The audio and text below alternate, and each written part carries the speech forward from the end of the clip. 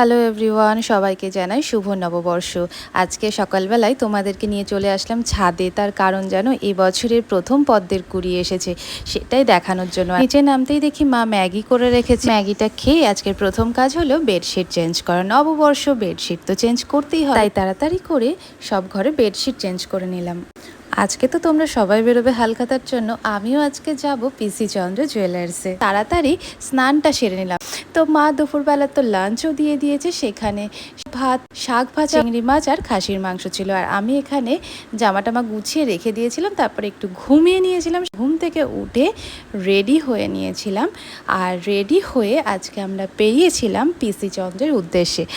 আজকে জানো তো রাস্তায় খুব ভিড়, সবাই বেরিয়েছে হালখাতা করতে। তোরে তো ছবি তুলতে দেয় না, তো এই জায়গাটা আমার খুব সুন্দর লেগেছিল বলে একটা ছবি নিয়েছিলাম।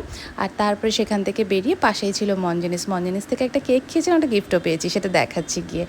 দিয়ে বাড়ি চলে এসেছি। দেখো এখানে পিসি চন্দ্র থেকে আমরা যা যা পেয়েছি সেগুলো দেখিয়ে নিচ্ছি। মিষ্টি পেয়েছিলাম, ক্যালেন্ডার পেয়েছিলাম, তার সাথে একটা ছোট্ট বই পেয়েছিলাম যেখানে বিয়ের তারিখ আর তার সাথে গৃহপ্রবেশের তারিখ লেখা ছিল। আর দেখো এই ক্যালেন্ডারটাই পেয়েছিলাম মঞ্জনিস থেকে। কি সুন্দর তাই না? তো আজকের দিনটা এইভাবেই কাটলো।